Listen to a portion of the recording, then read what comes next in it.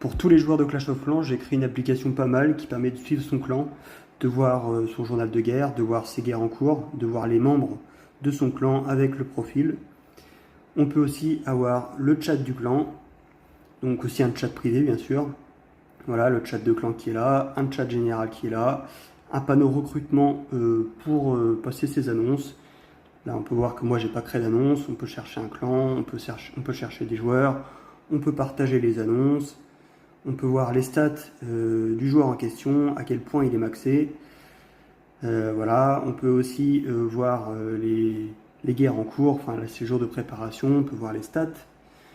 On peut voir l'heure à laquelle elle commence, on peut voir les détails de la guerre, voilà, équipe ennemie, on peut voir aussi les guerres en cours, tac, détails de guerre, on peut voir vraiment tous les détails, on voit ce qu'a fait nos adversaires, on voit ce qu'on a fait nous aussi, on peut voir évidemment tous les profils des joueurs, et puis là j'ai pas de guerre terminée actuellement, mais les guerres terminées s'affichent ici.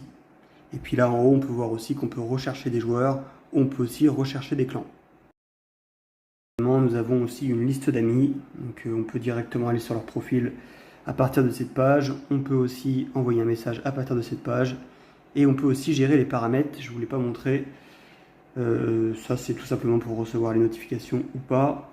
Et là c'est pareil, pour savoir quand est-ce que la guerre a été déclarée. Fin de la guerre, guerre commencée, fin de guerre. Voilà. On peut mettre des alertes, on peut personnaliser les chronos.